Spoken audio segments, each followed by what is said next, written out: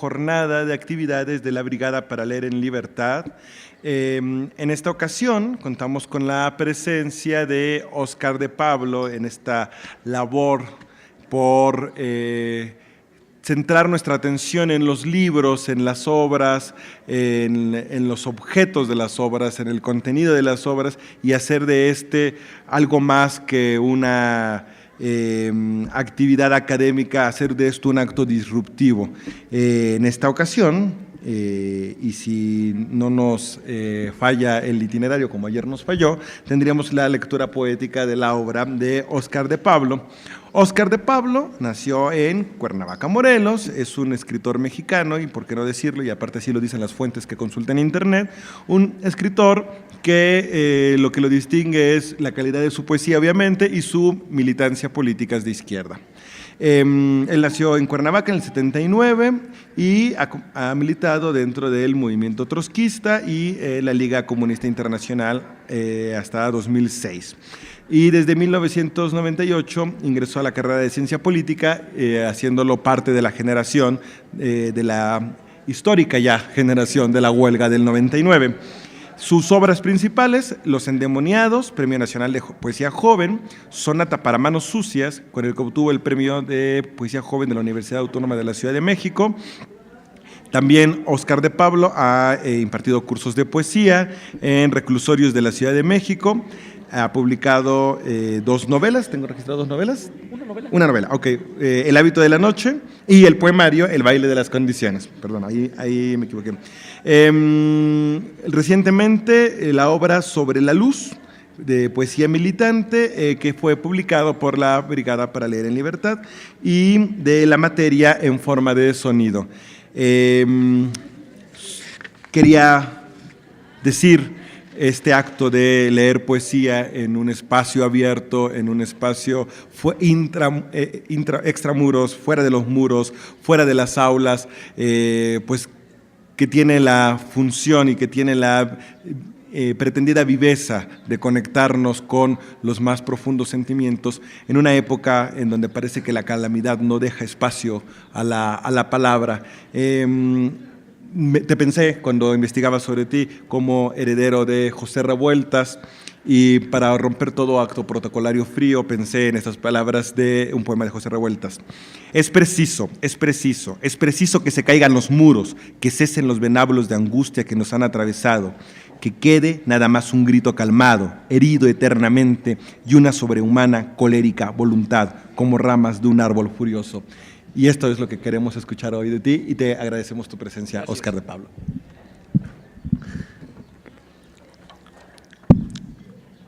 Gracias por estar aquí, compañeros. Pues hoy traemos a regalarles un libro que es una antología que yo preparé de poemas de Roque Dalton, el poeta salvadoreño. Entonces tenemos 2 alternativas.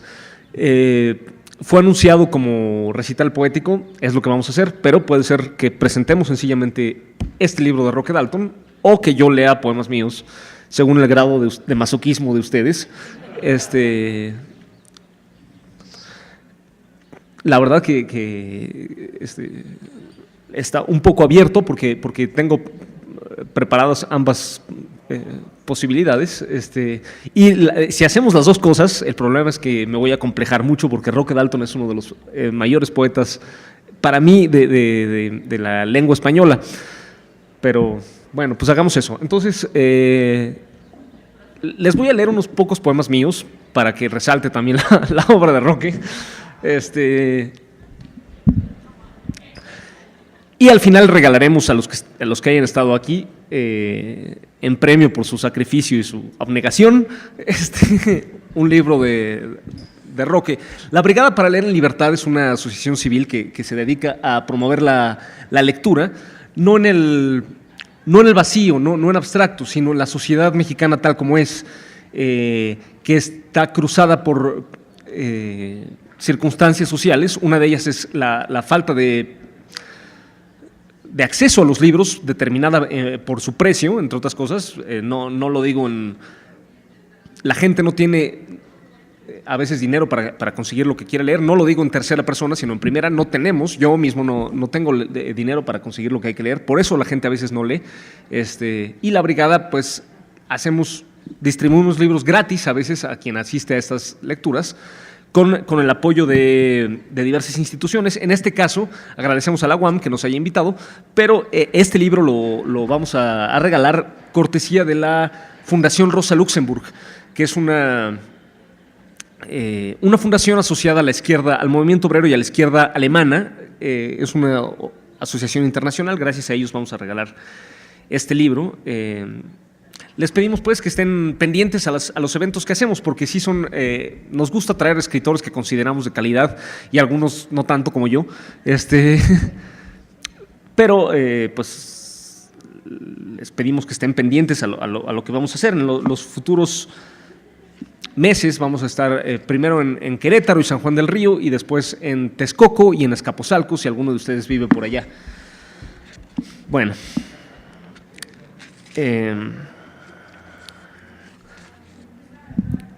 Nadie que yo conozca es Ptolomeo III. Y sin embargo, vivimos empeñados en aumentar la gloria de la dinastía Lágida, llevándole al tercero de los Ptolomeos, el llamado Evergetes, desde un sur casi mítico de puro verde, centenares de miles de elefantes. Centenares de miles. Este martes quisiera pedir prestado un coche y llevarte a comer carnitas a Huichapan. Este martes quisiera, pero es martes, y alguien debe llevarle a Ptolomeo III, el llamado Evergetes, sus miles de elefantes. Lo sabe todo el mundo, por eso nadie va a prestarme un coche. Centenares de miles de elefantes, centenares de miles de máquinas de guerra enhiestas de marfil y blindadas de lodo. Con ellas el Egipto de los hijos del lago será temido hasta por los Seleucidas, centenares de miles de huracanes cuadrúpedos en los que late acaso un corazón gentil, pero que afuera llevan el peso incontenible de un tanque acorazado. Centenares de miles de máquinas de guerra. Amo el cielo de plata de cuando acaba Hidalgo y el olor a carnitas. Quiero una carretera despejada en la que puedas otra vez contarme lo que escribió Agatárquides de Gnido.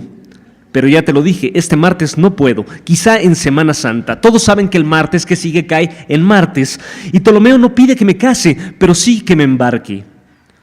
Todos sabemos bien que un elefante solo, que trasladar por mar un elefante solo, requiere de una nave de tremendo calado.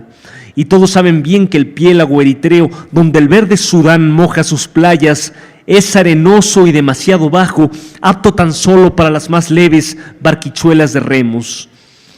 Todos nosotros, todos, y también Agatárquides, sabemos de memoria estas verdades, mas Ptolomeo III, como bien dice el título, que yo sepa, no es nadie, nadie que yo conozca. ¿Qué sabe un rey de naves, de arenas y de vados? Cántame una canción, aunque sea de tus tiempos, cántame una canción que a lo mejor así nuestra nave no encalla. Aquí en las aguas verdes del Sudán, el mar es demasiado profundo para un hombre y demasiado bajo para un barco de carga. Al encallar la nave, la arena la rodea y la va convirtiendo poco a poco en islote, lejos del continente, demasiado. Es un lugar magnífico para que 12 hombres y un inmenso elefante henchido de cadenas hagan del sol y el hambre su tumba colectiva. Tienen suerte los débiles, son ellos los primeros en ser ejecutados para economizar los víveres y el agua, porque así los que quedan suman a sus pesares tiempo y remordimiento y tampoco se salvan. Ya ves, te dije que este martes tenía ganas de ir a Huichapan. Cántame una canción. A lo mejor así dejo de oír las voces de los 6 compañeros que matamos a cambio de una prórroga inútil de 6 días. Miles de expediciones como esta, miles de martes muertos y encallados, pero que sigue el ciclo, por lo menos algunas docenas de entre todos podrán llevarle al rey su carga de elefantes. Este poema quizá represente algo de lo que me gusta hacer en... Gracias. De lo que me gusta hacer en la poesía, que es usar algunas referencias históricas y ponerlas en un contexto donde quizás signifiquen otra cosa. Agatárquides de Gnido fue un escritor alejandrino que escribió sobre Ptolomeo III y su época. Tomó cartas, realmente se conservan, ¿no?, de alguien que se dedicaba a traerle elefantes de Sudán, ¿no? Estos eran los reyes alejandrinos de Egipto y mandaban expediciones a traerle elefantes de más al sur de África. Y se me hizo bien loco, ¿no? O sea, esto de que de pronto uno se ve en la situación de llevarle a Ptolomeo III un pinche elefante, ¿no? Y además la situación de que el pinche elefantazo lo subían a los barcos y pues pesaban, tenían bastante calado. Y en el mar Eritreo, en el mar Rojo, que está ahí al oriente de África, se hundían se encallaban los barcos en pleno mar. A veces no era tan profundo el mar y a veces se encallaban y pasaban por situaciones terribles de hambre y de desesperación. Y pues qué jodido, todo por llevarle algo tan loco como un elefante a Ptolomeo III, que además nadie conoce en persona. ¿Quién sabe quién será ese? Y se me hizo una... Quizá no deba explicar los poemas, pero lo voy a hacer porque, total, me vale madres. Tampoco conocemos, por ejemplo, si yo trabajo en la compañía de luz o trabajo de teléfonos, mejor dicho, o trabajo en un Sanborns, tampoco conozco personalmente a Carlos Slim y sin embargo no puedo ir este martes a llevarte a comer carnitas a Huichapan porque tengo que hacer algo tan raro como poner cables de luz o servir en un Sanborns para alguien que no conozco, que sería, por ejemplo, Carlos Slim.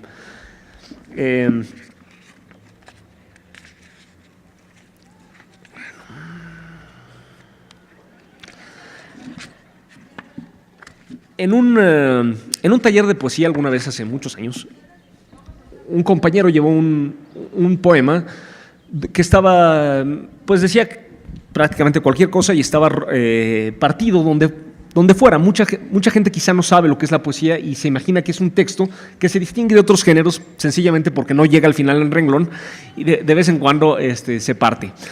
Entonces se partía en todos los lugares y, por ejemplo, se partía entre el artículo y el sustantivo. El es el artículo, sustantivo es un sustantivo. Entonces, por ejemplo, se partía en el sustantivo. Y yo le decía, no, compañero, no puedes hacer esto, ¿no? La poesía tiene que ser, no es natural, ¿no? Los versos significan algún tipo de pausa y no hay una pausa ahí, no es natural, no puedes hacer eso. Y después yo solo me quedé pensando, ¿quién carajo soy yo para decirle a nadie qué puede o no puede hacer en la poesía, ¿no? La poesía es un espacio de libertad absoluta, ¿no? Libertad no quiere decir hacer lo que uno no quiere decir solamente hacer lo que uno quiera, o bueno, sí, quiere decir exactamente hacer lo que uno quiera, pero para querer hay que saber lo que estás haciendo. Hacer las cosas a ciegas es lo contrario de la libertad. Entonces, mientras se haga conscientemente, la poesía es uno de los pocos espacios donde se puede hacer absolutamente todo. Es un tipo de trabajo muy distinto al que se hace en nuestra sociedad porque es un tipo de trabajo que nos pertenece. Si yo trabajo en una planta de coches, no fijo yo a qué hora entro, a qué hora salgo, cómo va a ser el coche, cuánto tiempo voy a trabajar, etcétera. Lo fija alguien más. Tampoco me quedo yo con el fruto de mi trabajo, que es el coche. Lo vende la compañía para la que yo trabajo. La poesía, en cambio, yo controlo absolutamente todo. Incluso dónde hago las pausas, algo tan pequeño como eso, ¿no? Dónde hago los versos. Entonces, incluso puedo hacer, si me da la gana, separar el artículo del sustantivo. Entonces, un poco en penitencia por haber dicho esa pendejada de que no puedes hacer tal o cual cosa, me resolví hacer un poema que hiciera precisamente eso que yo lo decía que no se podía hacer. El tema del poema que les voy a leer es además, ya que estoy explicando, ya que les estoy explicando el chiste, es sobre una personaje que es precisamente, ya la mencioné, Rosa Luxemburg. Fue una revolucionaria, una marxista alemana, más bien polaca, que luchó y combatió en Alemania, fue asesinada en la revolución espartaquista de 1919, era una pensadora absolutamente sutil, profunda, revolucionaria, que fue asesinada por el un gobierno socialdemócrata en defensa del capitalismo durante la Revolución de 1919. Y tenía mucho sentido del humor, como todos los pensadores sutiles y revolucionarios, y mucha modestia, Rosa Luxemburg. Y entonces a una amiga alguna vez le escribió, cuando estaba en pleno dirigiendo a las masas obreras contra la Primera Guerra Mundial, le escribió a una amiga: yo no sé por qué estoy metida en estos berenjenales, yo te juro que nací para cuidar gansos. Y esa carta me dio el tema me pareció fascinante esa modestia, ese sentido del humor de esta gran revolucionaria, y por eso escribí este poema que se llama Canción sin gansos. Blanca como un cuchillo en el pan negro, blanca como un cuchillo, la cuidadora de gansos, heredó en vez de gansos un léxico semítico para entonar apenas cancioncitas tontas y dulces como gansos, pero no supo hacerlo la pobrecita muchacha, la cuidadora de gansos. Y en lugar de canciones plácidas como gansos, la cuidadora de gansos armó con ese blando diccionario heredado, dulce como un cuchillo sin apenas saberlo, una sangrienta saga siderúrgica, plural como tonante retahíla de pasos, como un tambor de estaño desbordando la cera, o una ensordecedora cabalgata de multitud y dientes, pobrecita, blanca como cuchillo en el pan negro, la cuidadora de gansos. Al oír el estruendo de pasos, los soldados acudieron corriendo a la muchacha, la cuidadora de gansos, y al ver que no había gansos la tomaron por un imperio hostil. Aspiraba a dormirse como una almohada blanca, la cuidadora de gansos, blanca como un cuchillo desnudo en el pan negro, pero la confundieron los sensibles oídos militares con una renegrida división de obuses. Y entraron en su cuerpo diminuto como en la capital de un imperio enemigo, bruja y puta judía, negra como un cuchillo que untara en el pan negro una lengua de nata, le rompieron los pómulos, las calles, bruja, negra, puta judía, derrumbaron sus viejas sinagogas y sus pobres caderas, sus rodillas de leche diminuta de cuidadora de gansos, negra, y desgarraron pechos y pendones. De su cuerpo menudo de mujer no quedó piedra viva sobre piedra. Como no tenía gansos, la cuidadora de gansos no pudo esparcir plumas. Concentraron en ella el vuelo de las piedras y ella no tuvo plumas, piedra a piedra. Quería ser una almohada blanca como un cuchillo y difundir su muerte dulcemente con el viento de Europa. Pero no tenía plumas porque no tenía gansos, la cuidadora de gansos. Para sus ratos libres, la cuidadora de gansos tenía un jardín de rosas, la cuidadora de gansos, y Europa quedó sucia, pobrecita y blanca con sus pétalos. Ahora va un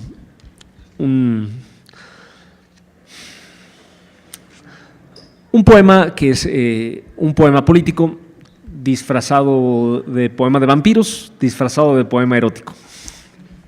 Se llama Canción del que te necesita. Ojalá tiene como varios disfraces, ojalá entiendan de qué va. Quizás sí entienden porque son, pues, seguramente muy inteligentes. Canción del que te necesita. Sabes exactamente lo que va a suceder.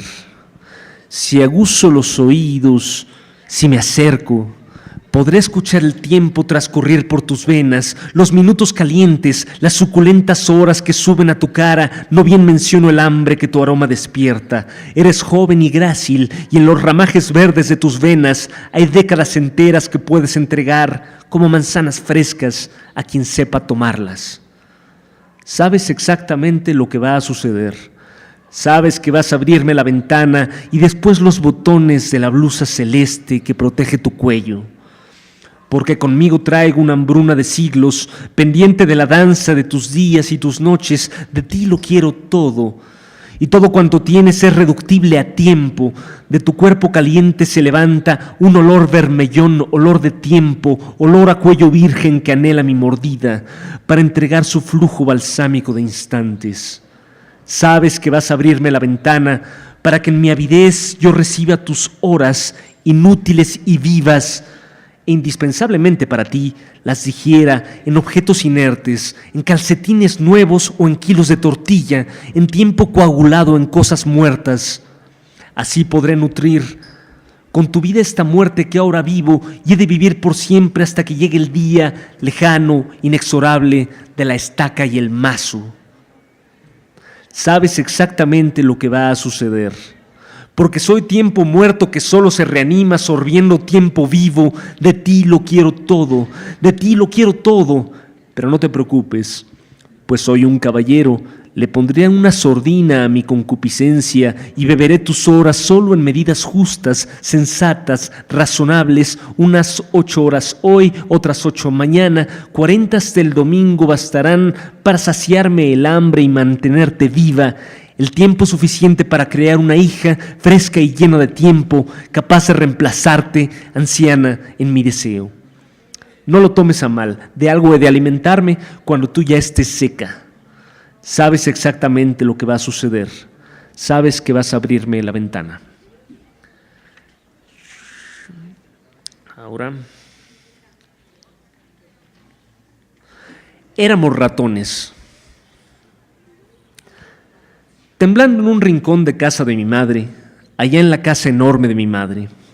Mi madre, una princesa sin príncipe y sin rey, ya entonces era frágil como una veladora. Su casa era un rincón adentro de su casa.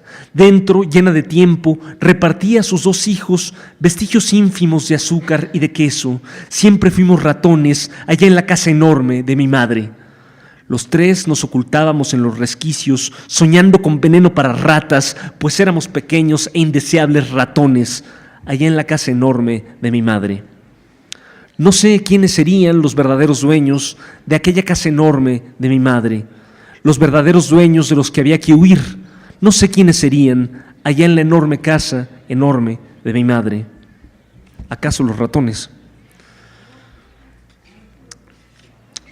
Y sobre la luz. Cuando yo empecé a escribir poesía, hará cosa de unos 15, 20 años, el panorama de la poesía mexicana viva, contemporánea, era muy distinto de como es hoy. Se solía escribir poemas cuyo universo léxico era el mismo de Muerte sin fin, de Gorostiza, que es un poema fantástico. Si no lo conocen, se lo recomiendo mucho. Pero es un poema cuyo, les digo, universo léxico son siempre basado en abstracciones: luz, agua, transparencia, y juegos conceptuales como detrás de la transparencia, más transparencia, detrás de la luz, más luz, que termina siendo, pese a ese léxico tan luminoso y tan transparente, bastante oscuro y bastante opaco, porque la transparencia no es nada más que dejarte ver lo que hay atrás. Y si detrás de lo que hay atrás hay transparencia, pues no te estoy diciendo nada, ¿no? O algunas cosas concretas, pero falsamente concretas: planta, muro, palabra, luz sobre la palabra, muro, agua. Y muy pocos verbos, ¿no? Que es una forma que impuso un poco con su autoritario estilo y su talento Octavio Paz.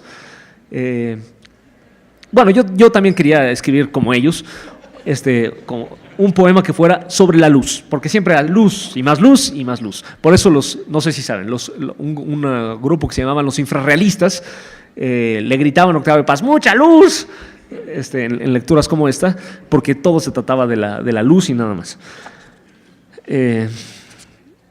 Como ya habrán adivinado, mi concepción de la luz terminó siendo un poco distinta, pero pues lo intenté. Y entonces, se llama Sobre la luz.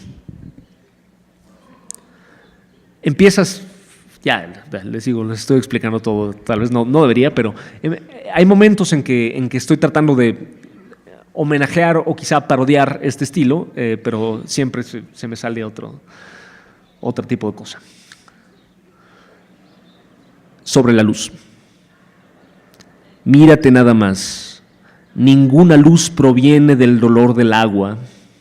Óyete recorrer su trama aérea de pájaros cableados, del dolor de la carne al dolor de la vista, de la lágrima al ojo, torre a torre. Mírate nada más, flujo de salamandras, duro rumor de ajenjo, leche vertiginosa y avispera. Arráncale a la rabia un respirar de azúcar y exígele a los ojos de la ciudad que callen, que enmudezcan de amor los reflectores, que los tranvías reposen como rinocerontes y que la tubería de los cruceros haga cerrar el chorro tricolor del semáforo, que se ponga de pie la presa de Necaxa. En ausencia de luz, las orejas cerradas florecen como huelgas, las huelgas como orquídeas. Debajo de la sombra, flores de la ciudad, se abren las vulvas y ciegas agudizan su sentido del tacto, su oscuridad y su fragancia arriba, arriba su calor, el switch abajo en defensa del trabajo. Basta ya de correr del dolor de la carne al dolor de la vista, esta carrera ajena de la lágrima al ojo. Basta ya de fluir por este interminable pentagrama con zapatos de pobre colgados como notas hacia una luz ajena. Que no y que no y que no, ninguna luz proviene del dolor del agua. Toda la luz proviene del dolor de esta carne que de tanto callarse está callosa. Mírate nada más, manos de pobre. Mírate nada más. Deja que tu silencio hecho de bocas grite nuestra luz, nuestra fuerza, que nuestra luz y fuerza no está en venta. Si no quieren oír cómo se abre la noche de la huelga como una vasta orquídea, que vayan a vender a su chingada madre, que aquí no se ve nada, que aquí solo transcurre un gato gigantesco, hecho todo de sombra, de asombro entre los cables, que aquí solo se arrastra un callar detenido de vagones del metro y nadie llega a tiempo a dar su plusvalor. Aquí no se ve nada, aquí solo se siente la sonrisa callosa y callejera de una multitud nueva que escucha con los puños y que sabe orientarse y caminar de noche. Aquí solo se escucha un canto eléctrico y el mugido del búfalo masivo. Aquí se ve la fuerza del ESME.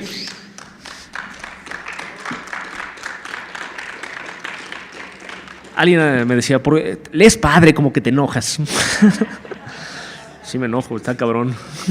Este lo escribí hace bastantes años. El ESME todavía tenía el poder de dejar sin luz a quien así lo decidiera.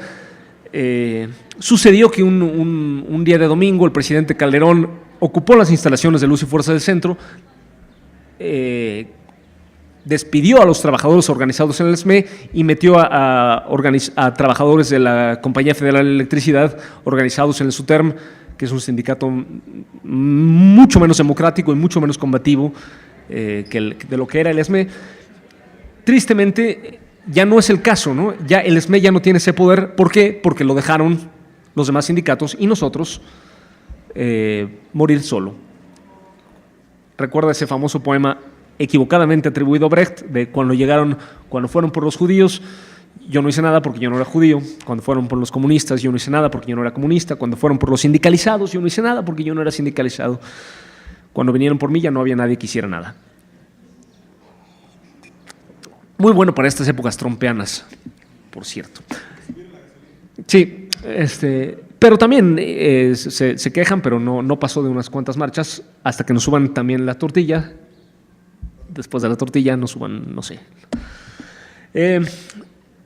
Quizás sería bueno pasar a Roque Dalton. Roque Dalton fue un poeta nacido en 1935, o sea, tendría poco más de 80 años si estuviera vivo. Murió, sin embargo, en los años 70 en la guerrilla en El Salvador. No murió asesinado por el Estado, sino por una facción de la propia guerrilla, una facción militarista que lo ejecutó en medio de una purga y de una pugna política, lo cual es una lección terriblemente trágica, ¿no?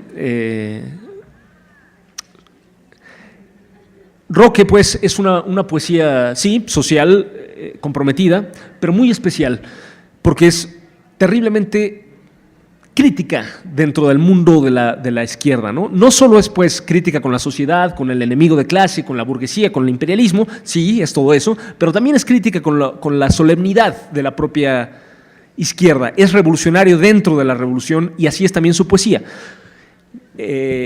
No solo cuestiona la realidad de las cosas, sino que también cuestiona qué es la poesía, cómo debemos entenderla. Por eso me pareció importantísimo hacer una antología de algunos de los poemas representativos de este tipo de poética de Roque Dalton, porque es nos ofrece, como todos los poetas importantes, una definición nueva, propia, distinta de la poesía, ¿no? Poesía que nos hace cuestionar no solo la realidad, sino también la poesía misma, que también no significa que no pueda ser emocionante a veces, ¿no? Sí lo es, sí es un héroe de la lucha social, pero al mismo tiempo es un poeta que se está burlando del heroísmo y de la lucha social desde dentro del heroísmo y de la lucha social. Es algo único en la historia de la poesía latinoamericana, y pues por eso les vamos a regalar esta antología con algunos poquitos de los poemas de Roque. La antología abre con un poema que se llama Alta hora de la noche. Cuando sepas que he muerto, no pronuncies mi nombre, porque se detendría la muerte y el reposo. Tu voz, que es la campana de los 5 sentidos, sería el tenue faro buscado por mi niebla. Cuando sepas que he muerto, di sílabas extrañas, pronuncia flor, abeja, lágrima, pan, tormenta. No dejes que tus labios hallen mis 11 letras. Tengo sueño, he amado, he ganado el reposo. No pronuncies mi nombre cuando sepas que he muerto. Desde la oscura tierra vendría por tu voz. No pronuncies mi nombre, no pronuncies mi nombre. Cuando sepas que he muerto, no pronuncies mi nombre.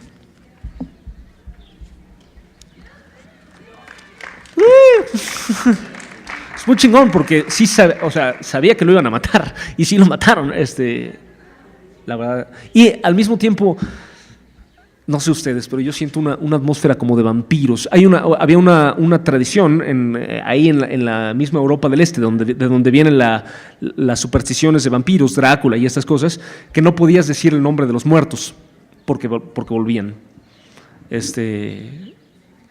Los gitanos todavía cambian el nombre. O sea, si alguien se llama como alguien que murió, los vivos se cambian el nombre para no decir el nombre de los muertos porque los atraen. Y en este poema de Roque dice, ya por favor, he amado, he vivido, estoy cansado, no pronuncies mi nombre porque regresaría yo, ¿no? Al mismo tiempo es un poema de amor, es muy chingón, la verdad. Roque complejizaba no solo la revolución, sino también el catolicismo. Él mismo era, en sus orígenes, un católico. Realmente se tomaba en serio esto. A través de la teología de la liberación llegó a la lucha social. No importa, no sé ni importa mayormente si siguió siendo católico, porque siempre fue súper crítico con estas instituciones. Y entonces escribió este poema que se llama Lo que me dijo un anarquista adolescente. Y tiene un epígrafe, una aclaración que dice: este proyecto no es original, me fue comunicado por E.B., obispo en sus ratos de ocio, quien a su vez lo recibió de labios del anarquista adolescente que menciono, de oficio retratista. O sea, esto se lo contó un amigo suyo que era obispo. Bueno, lo que me dijo un anarquista adolescente. No matéis a los curas, pueblos que despertáis y caéis en la cuenta de la estafa más grande que edad alguna oliera. Por el contrario, estimulad su cría, cebadlos uno a uno con esmero acucioso, así podréis ir luego montados en curas gordos al trabajo. La gasolina siempre tiende a subir. Dejadlos amarrados a la puerta del bar, decir, oh desdeñoso ancestro que os resurge, que el vuestro está más brioso que los otros montrescos. Los domingos llevaremos a los niños a las carreras de curas, único juego de azar permitido, en las cuales brillarán los descendientes pur sang de los obispos. Habrá curas de tiro y carga, curas tortones, curas sementales, y tendrán los establos olor a santidad. Los curas inservibles serán embalsamados y vendidos como adornos de salón. La tonsura servirá de cenicero. Las feas palabras. Por ahí tengo yo un disco de poemas de Roque Dalton, pero algunos los grabó un amigo muy cercano de Roque que se llamaba, entre ellos este poema, Julio Cortázar. Julio Cortázar tenía un problema de dicción que venía muy bien con su con su exilio francés, por lo que hacía así. Entonces este poema lo tengo en mi memoria con la voz de Julio Cortázar, pero no, se los voy a leer sin eso. Las feas palabras. En la garganta de un beodo muerto se quedan las palabras que despreció la poesía. Yo las rescato con manos de fantasma, con manos piadosas, es decir, ya que todo lo muerto tiene la licuada piedad de su propia existencia. Furtivamente os las abandono, feas las caras sucias bajo el esplendor de las lámparas, babeantes sobre su desnudez deforme, los dientes y los párpados apretados esperando el bofetón. Amadlas también, os digo, reñida la poesía la limpidez de su regazo, dotadlas de biografía ilustre, limpiadles la fiebre de la frente y rodeadlas de serenas frescuras, para que participen también de nuestra fiesta, ¿no? Las palabras feas. No hay palabras feas, ni palabras bonitas, en todo caso. Toda la belleza de la palabra depende de la inteligencia con la que se combina con otras palabras, ¿no?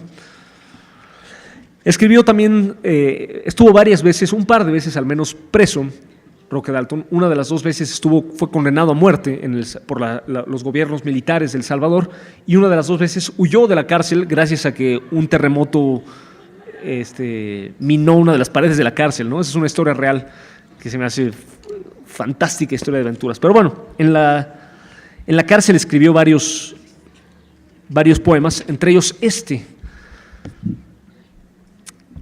el 357 se llama. El 357. Los vigilantes se dividen en varios grupos.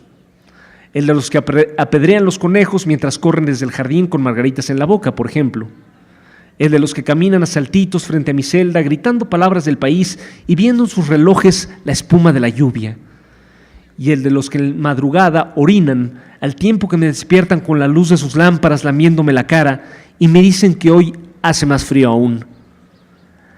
A ninguno de estos grupos pertenece el 357, que fuera pastor y músico y que ahora es policía por culpa de una venganza nada clara, y a quien, es decir, al 357, darán de baja este fin de mes. Todo por haberse escapado una noche e ido a dormir con su mujer hasta las 9 de la mañana, befa de los reglamentos. Hace días, el 357 me regaló un cigarrillo. Ayer, mientras me miraba mascar una larga hoja de hierba anís que había logrado atraer hasta la cerca con un gancho que fabriqué, me ha preguntado por Cuba y hoy ha sugerido que tal vez yo podría escribir un pequeño poema para él, hablando de las montañas de Chaltenango, para guardarlo como recuerdo después de que me maten. Buscándome líos. Este también lo leía Cortázar. La noche de mi primera reunión de célula llovía. Mi manera de chorrear fue muy aplaudida por 4 o 5 personajes del dominio de Goya. Todo el mundo ahí parecía levemente aburrido, tal vez de la persecución y hasta de la tortura diariamente soñada. Fundadores de confederaciones y huelgas mostraban cierta ronquera y me dijeron que debía escoger un seudónimo, que me iba a tocar pagar 5 pesos al mes, que quedábamos en que todos los miércoles, y que cómo iban mis estudios, y que por hoy íbamos a leer un folleto de Lenin, y que no era necesario decir a cada momento camarada. Cuando salimos no llovía más. Mi madre me riñó por llegar tarde a casa.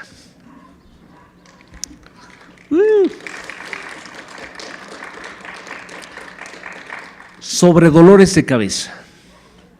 Es bello ser comunista, aunque cause muchos dolores de cabeza. Y es que el dolor de los comunistas se supone histórico, es decir, que no cede ante las tabletas analgésicas, sino solo ante la realización del paraíso en la tierra. Así es la cosa. Bajo el capitalismo nos duele la cabeza y nos arrancan la cabeza. En la lucha por la revolución, la cabeza es una bomba de retardo. En la construcción socialista, planificamos el dolor de cabeza, lo cual no lo hace escasear, sino todo lo contrario. El comunismo será, entre otras cosas, una aspirina del tamaño del sol.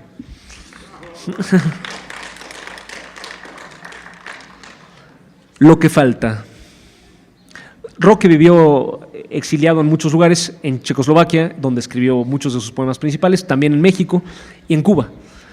En los primeros años de la Revolución Cubana, donde entonces, como ahora, o al menos hasta hace poco, había a veces escasez de algunos de tal cual producto, ¿no? Este poema se llama Lo que falta. Tiene un epígrafe que dice: la otra persona como persona se ha convertido en una necesidad para él. Marx. Los clásicos son interesantes. Blasfemia mía de ayer al salir de ver Romeo y Julieta. Hoy aumentó la cuota de tomates para ensalada y aparecieron unas acelgas enormes. El pan sobra, los huevos alcanzan, el arroz y los frijoles aburren como las cataratas. La escasez da un poco de hambre mental y muchísima de la otra, decía ayer el gordo Flores. Pero con la merluza y 2 bistecs dejamos atrás la semana. Lo que verdaderamente falta en Cuba eres tú.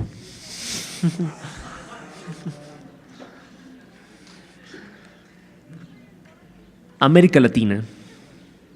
El poeta cara a cara con la luna fuma su margarita emocionante, bebe su dosis de palabras ajenas, vuela con sus pinceles de rocío, rasca su violincito pederasta, hasta que se destroza los hocicos en el áspero muro de un cuartel. 27 años. Es una cosa seria tener 27 años. En realidad es una de las cosas más serias. En derredor se mueren los amigos de la infancia y empieza a dudar uno de su inmortalidad. El descanso del guerrero. Los muertos están cada día más indóciles. Antes era fácil con ellos. Les dábamos un cuello duro, una flor, loábamos sus nombres en una larga lista, que los recintos de la patria, que las sombras notables, que el mármol monstruoso. El cadáver firmaba en pos de la memoria, iba de nuevo a filas y marchaba al compás de nuestra vieja música. Pero qué va, los muertos son otros desde entonces. Hoy se ponen irónicos, preguntan. Me parece que caen en la cuenta de ser cada vez más la mayoría.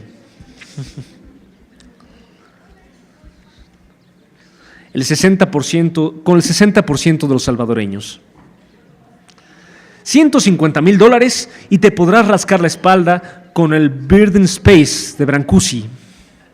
$17 tan solo y recibirás por 12 meses la revista Fortune. Ser inferior que apenas ganas $55 por año.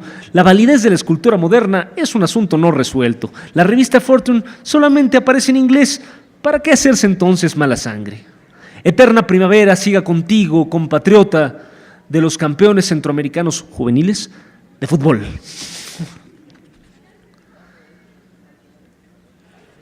OEA. Este hace referencia a un momento muy específico de la historia de América Latina, pero que en general la moraleja sigue siendo, me parece, válida. El presidente de mi país se llama hoy por hoy Coronel Fidel Sánchez Hernández. Pero el general Somoza, presidente de Nicaragua, también es presidente de mi país. Y el general Stroessner, presidente del Paraguay, es también un poco presidente de mi país, aunque menos que el presidente de Honduras, o sea, el general López Arellano, y más que el presidente de Haití, Messier Duvalier. Y el presidente de los Estados Unidos es más presidente de mi país que el presidente de mi país, ese que, como dije, hoy por hoy se llama Coronel Fidel Sánchez Hernández.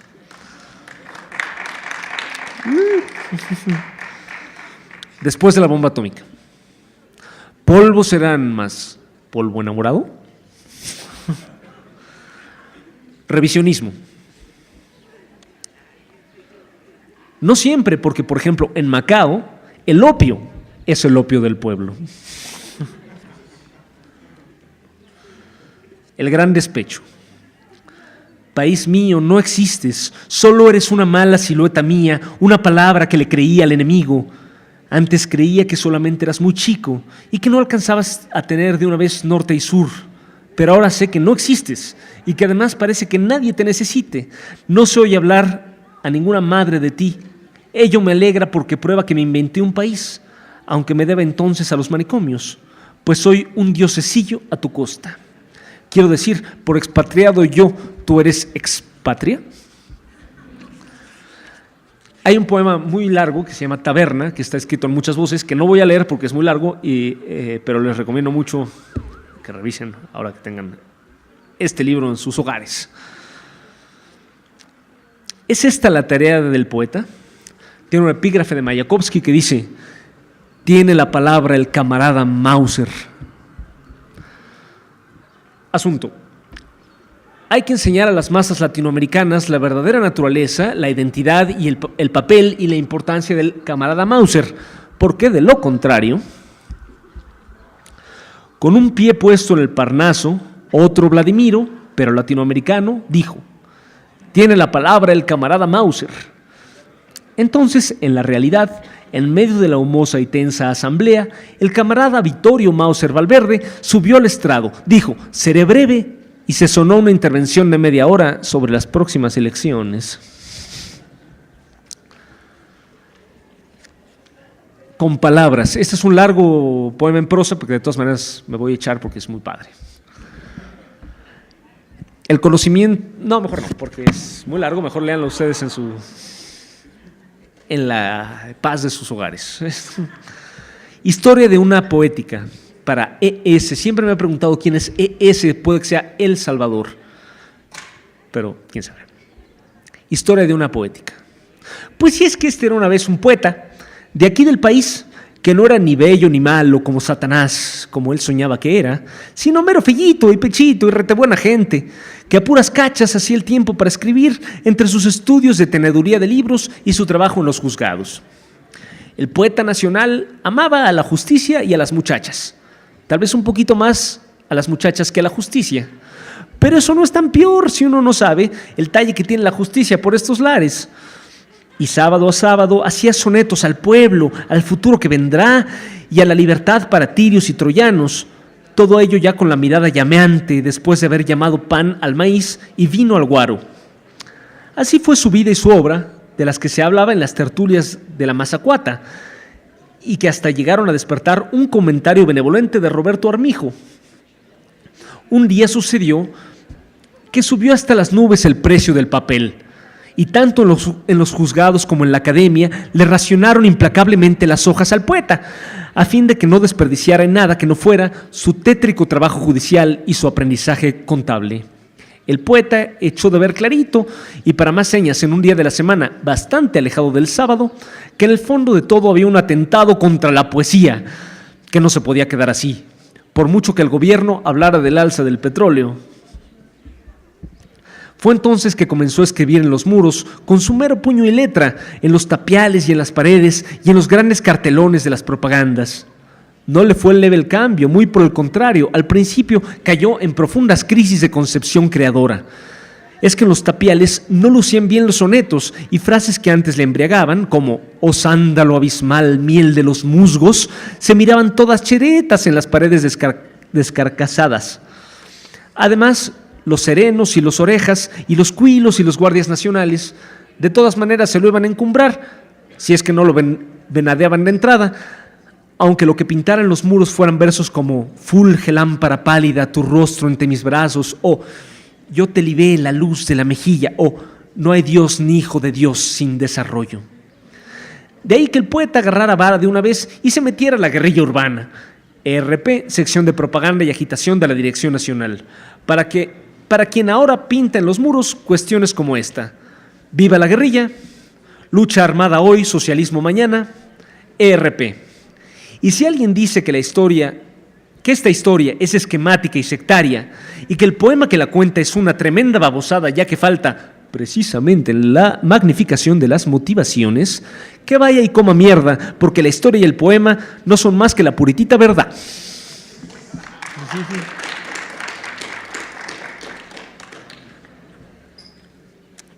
Y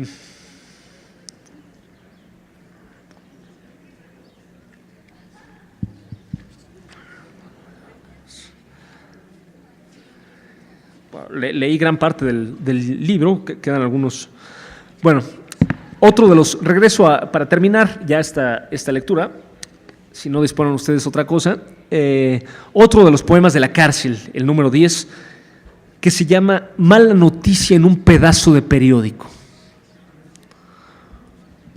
Cuando se mueren los amigos, solo mueren sus nombres.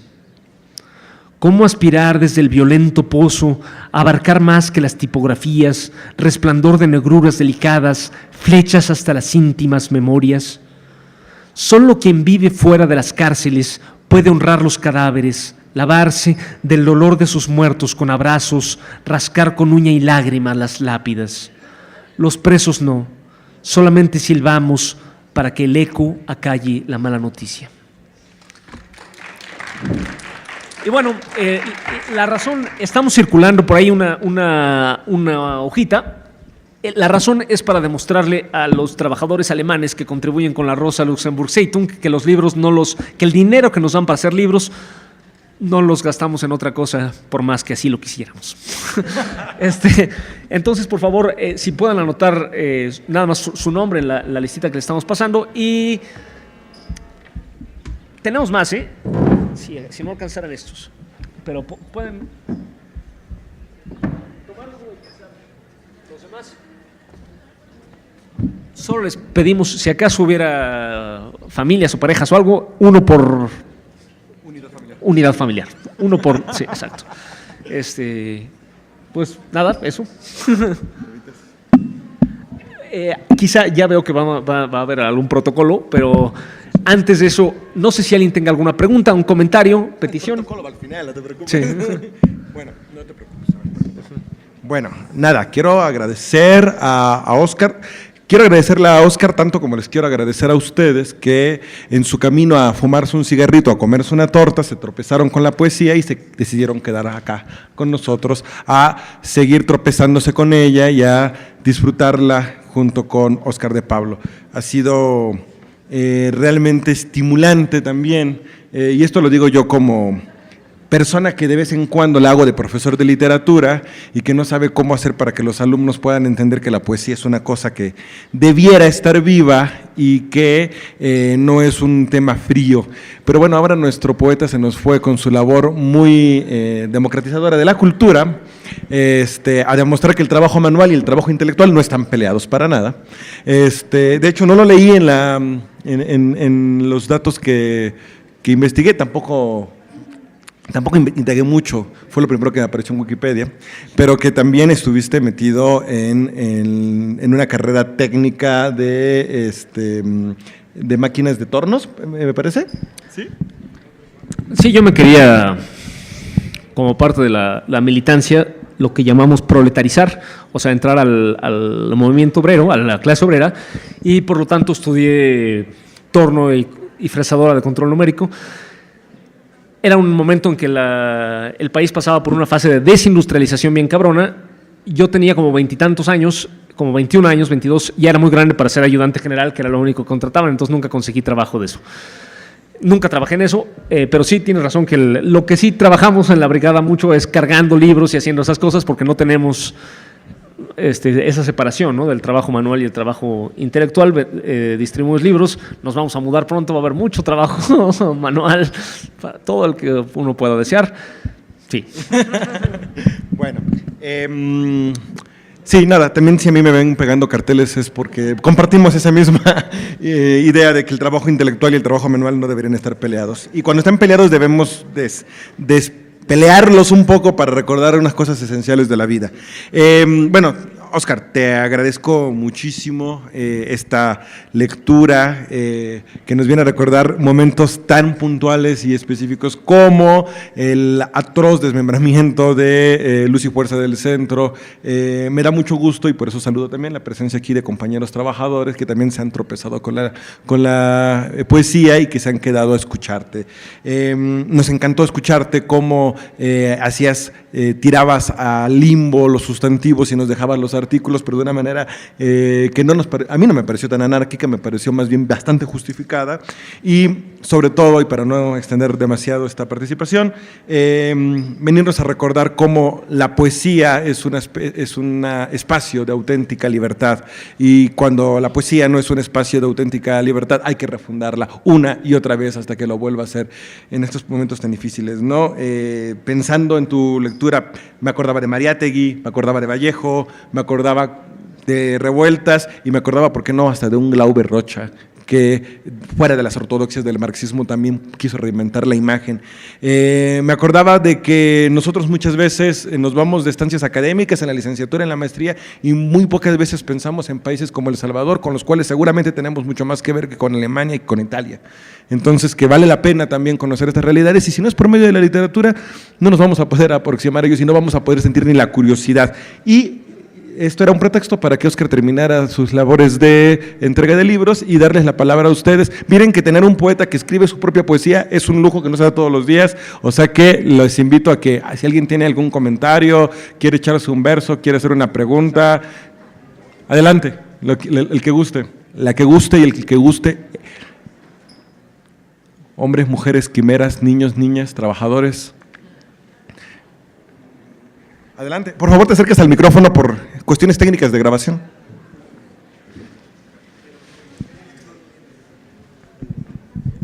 Hola, ya llegué tarde, tuve que salir de clases. Pero la poesía es algo que sin duda nos genera un vínculo con las personas. Diría Walt Whitman que cuando tocas su libro no estás tocando un libro, estás tocando una persona, ¿no? Entonces, te quería preguntar, en esta época donde el fetiche de la mercancía, donde se pierde totalmente las relaciones humanas directas, ¿qué papel tiene la poesía o qué consideras tú que puede hacer la poesía en este sistema neoliberal que cada vez es más agobiante con las relaciones humanas francas, verdaderas y psicoafectivas? Yo estoy en contra de considerar que la poesía es un bien distinto que los demás bienes materiales. Es una necesidad, como el pan, pero también como una coca, como un coche. Alguien la trabajó, igual que el pan, que la tortilla, que la gasolina, que el coche. Alguien la trabajó. Es una mercancía, sí. Porque satisface una necesidad y es producto del trabajo. Esos son los factores que hacen que un producto sea una mercancía bajo el capitalismo. ¿Qué puede hacer? ¿Qué se distingue la poesía? Por un lado, en que es trabajo libre, ¿no? En esta sociedad, como dije al principio, donde todo el trabajo, casi todo el trabajo del pan que nos llega, el pan Bimbo lo hizo alguien que no es dueño de Bimbo, en paz descanse, el que sí lo es. Sí. Esté con Maciel donde se merece estar. Seguramente está en el cielo con todos los angelitos, querubines. No es trabajo alienado, es trabajo libre. Es uno de los pocos espacios de trabajo libre. La libertad no es el descontrol, al contrario, es el control. La poesía se distingue como género literario por un grado muy cabrón de control sobre el texto, ¿no? No solo controlamos lo que dice, sino cómo suena, las pausas, los acentos, la velocidad. Es un grado de control muy cañón, ¿no? Ceder al automatismo, al lugar común, es perder esa libertad, ¿no? La poesía por eso es un espacio de libertad, no porque sea descontrolada, sino precisamente porque controlamos hasta lo último, o aspiramos a controlar hasta lo último lo que hacemos, ¿no? Quizá no lo controlamos tan hasta lo último. Las palabras son una creación humana, pero que sucede un poco a espaldas nuestras. Y la poesía es una especie de intento de recuperar ese trabajo cotidiano que todos hacemos, pero ciegamente, que es el lenguaje. Todos inventamos diariamente lenguaje. La poesía es simplemente intentar hacerlo más conscientemente. La literatura en general, pero creo que la poesía es en un grado más concentrado. Otra cosa que se distingue de la poesía es que es un vínculo del pensamiento. Al ser trabajo libre, puede llevar consigo todo tipo de pensamiento. Tradicionalmente la poesía ha sido la literatura, mejor dicho, o el arte, han sido los transmisores de la ideología cualquiera que ésta sea, especialmente la ideología dominante. La Ilíada, y esto no es decir nada malo de la poesía, la Ilíada y la Odisea, para empezar, son cantos a la guerra. La Ilíada es un canto a la guerra y a la monarquía, a la grandeza de los héroes, de los reyes, como Ulises y Aquiles. Así es que se transmite la idea de que los héroes, de que los reyes merecen obediencia, gracias a la poesía. Así es, solo gracias a la poesía puede el hombre hacer estupideces como ir a matar y morir por un rey. ¿Qué se distingue la poesía? Que podemos elegir en este momento donde hay, me parece, una realidad contradictoria. La poesía puede elegir tomar partido entre cantar por ejemplo, algo que la poesía suele cantar es la supuesta eternidad del amor. O sea, el amor es algo profundo, ahistórico, siempre será como es decir, papá, mamá, hijito. No, la poesía puede también demostrar que el amor es distinto en distintas épocas históricas y puede tomar distintas formas. La familia puede ser algo distinto y puede no ser también, ¿no? Contra lo que mucha poesía hace, que es decir, el amor es algo eterno, ya los cavernícolas se enamoraban. No es cierto, por Dios. La pareja es algo relativamente reciente en la historia. La poesía puede servir para una cosa o para la otra, para decir verdades o para ocultarlas, para decir que el trabajo espiritual es lo más puro, limpio y elevado que hay, o para decir que el trabajo espiritual es un paralelo al trabajo manual y cercano, ¿no? La poesía puede servir para las dos cosas. La poesía puede servir para decir que el poeta está iluminado. Hay mucha poesía sobre la poesía, mucha poesía que trata sobre cómo la poesía es algo mágico, iluminado, superior, o poesía que nos demuestre lo contrario, ¿no? En ese sentido hay una gran libertad y creo que la poesía puede contribuir, como todos los demás oficios, a cambiar el mundo. Sí, también hay poetas que hablan de, como bien dice el título, haciendo metadiscurso con su propia poeta, ¿no? Con su propia poesía. Sí, de acuerdo con Oscar. La poesía debiera servir para encontrar sentido en un mundo sin sentido, o en un mundo que tiene sentido pero no los hemos encontrado, y a veces las clases, la química y la historia de la comunicación y la forma de usar una cámara no nos van a hablar más allá de la particularidad de esas cosas. Y entender la Heidegger está muy cabrón, entonces la poesía puede ser una vía alterna para llegar a eso, ¿no? En ese sentido yo utilizo frecuentemente poesías de Joaquín Sabina como una forma de romper un poco esa visión academicista de la poesía, y encontré una que creo que viene bastante al caso con esta ocasión. Dice: recuperar de nuevo los nombres de las cosas, llamarle pan al pan, vino llamar al vino. Se me apagó esto. Sobaco al sobaco, miserable al destino, y al que mata llamarle de una vez asesino. Y con esto quiero seguir escuchándolos a ustedes. Eso es nada más en lo que pensaban ustedes, su contribución y su pregunta, su verso, su rap, su hip hop. ¿Sí? Porque si no, ya sigue nada más el acto protocolario, adiós, no nos volvemos a ver. Digo, mañana viene Paco Ignacio Taibo, pero para eso faltan 24 horas todavía. ¿Alguien?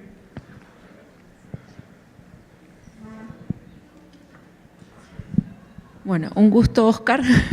Fue muy lindo y muy divertido escucharte, muy profundo. Y en relación con lo último que decías, quizá por ahí es una pregunta un poco común o muy amplia, pero quería que me des tu opinión sobre cuál es el papel que vos crees que tiene la poesía en este México actual que estamos viviendo, con todas las cosas que están pasando, social, económica y políticamente, o cuál es el anhelo que vos tenés del lugar que ocupe la poesía en este México.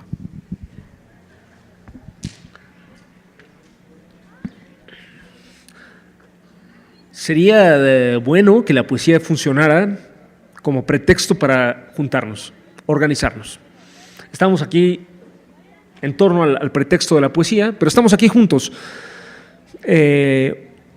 Podríamos, o sea, ahora ha sido mayormente unilateral, yo he hecho rollo y ustedes escuchan, pero es muy fácil que de pronto convirtamos esto en algo bilateral y nos organicemos, ¿no?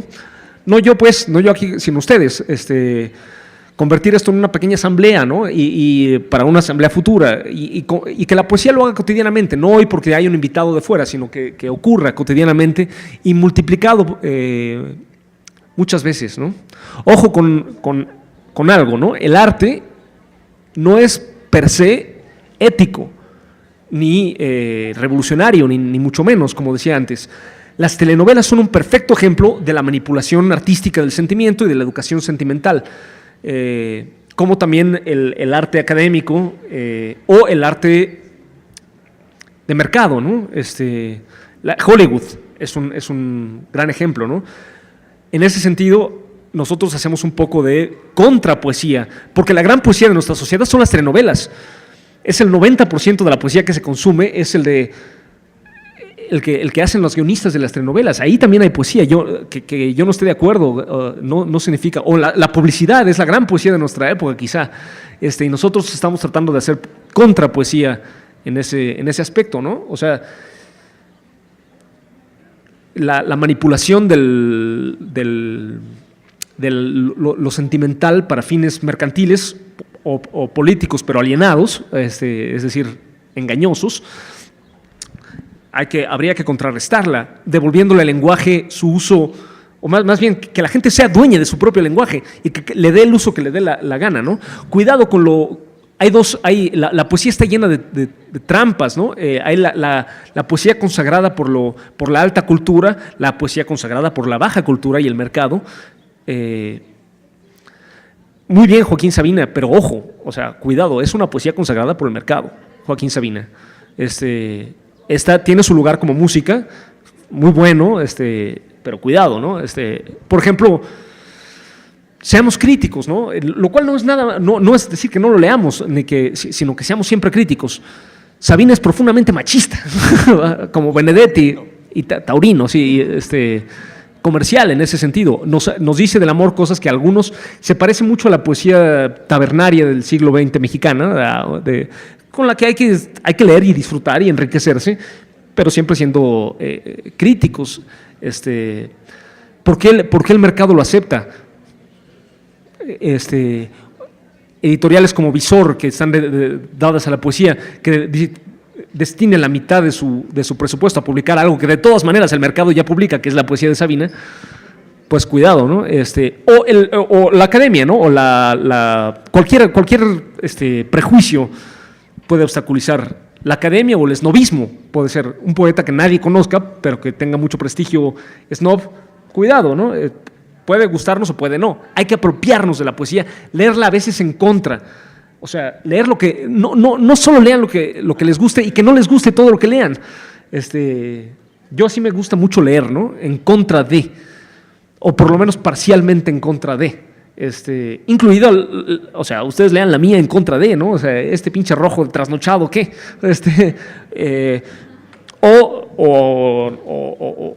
No, lo que sea. A mí se me hace que es una lectura sumamente creativa. A mí lo que me lleva a escribir poesía es la inconformidad con la poesía que existe, mucho más que el deslumbramiento, ¿no? El deslumbramiento es fantástico, pero no me lleva a escribir poesía. Les recomiendo mucho que lean poesía que no les guste. O sea, que la lean y que digan, sabes que esto casi, pero no. Intervengan, por favor, si quieren. Sí, no es una bajada de línea estalinista, cualquier parecido con eso es mera coincidencia.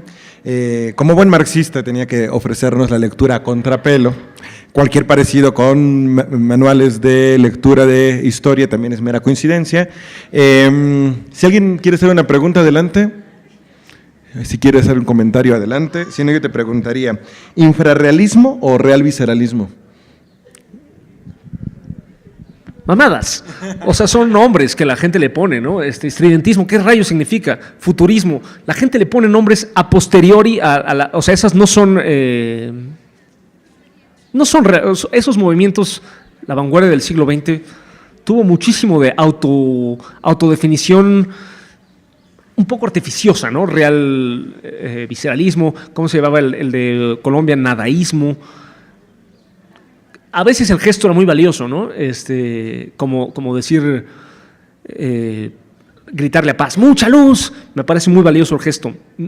ojalá hubieran hecho poesía como la de Paz para derrotarlo, ¿no? O sea, yo estoy de su lado, pero tristemente la poesía influyente siguió siendo la de Paz, porque hay que, o sea, está bien el manifiesto, pero hay que darle práctica literaria, poética al asunto, ¿no? La rebeldía está muy bien, pero hay que hacerla, no solo proclamarla. Sigue habiendo muchos, es un vicio quizá de los medios literarios izquierdosos proclamar muchísimo la propia rebeldía en vez de ser rebelde, ¿no? Y regañar a todos los que no sean suficientemente rebeldes como uno, supuestamente, ¿no? No, hay que simplemente ve y hazlo. Yo soy trotskista. Cuidado.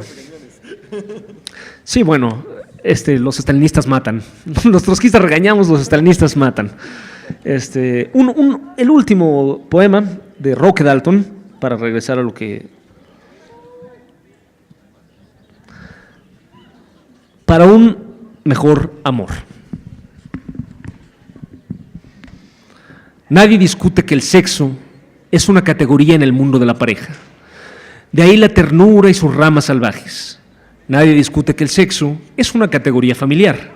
De ahí los hijos, las noches en común y los días divididos. Él buscando el pan en la calle, en las oficinas o en las fábricas. Ella en la retaguardia de los oficios domésticos, en la estrategia y la táctica de la cocina que permitan sobrevivir en la batalla común, siquiera hasta el fin de mes. Nadie discute que el sexo es una categoría económica. Basta mencionar la prostitución, las modas, las secciones de los diarios que solo son para ella o solo son para él. Donde empiezan los líos es a partir de que una mujer dice que el sexo es una categoría política, porque cuando una mujer dice que el sexo es una categoría política, puede comenzar a dejar de ser mujer en sí y convertirse en mujer para sí. Constituir a la mujer en mujer a partir de su humanidad y no de su sexo, saber que el desodorante mágico con sabor a limón y que el jabón que acaricia voluptuosamente su piel son fabricados por la misma empresa que fabrica el napalm, saber que las labores propias del hogar son las labores propias de la clase social a la que pertenece ese hogar, que la diferencia de sexos brilla mucho mejor en la profunda noche amorosa cuando se conocen todos estos secretos que nos mantenían enmascarados y ajenos. Bueno, Óscar, ya para terminar esta mañana poética. ¿Nadie se quedó sin libro? Bien. Quiero decir una última cosa. En primer lugar, que me da mucho gusto que esto haya ido creciendo. Empezamos unos cuantos, terminamos siendo una pequeña gran multitud con la gente que se sienta acá, las que se sientan atrás, a los que les da pena acercarse, pero bueno, sabemos que están acá escuchándonos. Le quiero agradecer muchísimo a Óscar de Pablo por demostrarnos que la poesía y la claridad política no están peleadas. Y también quiero decir que este es un espacio que se organizó de arriba para abajo, pero que también se pueden organizar de abajo para arriba. Entonces, esta vez, como es de arriba para abajo, tiene su muy académica constancia. Como acto poético te pido que no la quemes en este momento. Y te agradezco muchísimo tu presencia acá. Y bueno, los esperamos mañana a las 11 de la mañana con el señor Paco Ignacio Taibo, que nos va a hablar sobre anarquismo en México. Les agradezco mucho su presencia. En España, perdón. Anarquismo en España.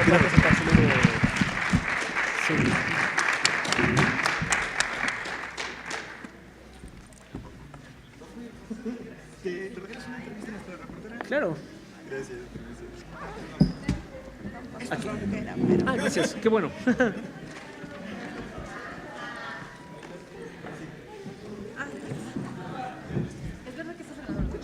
¿Mandé?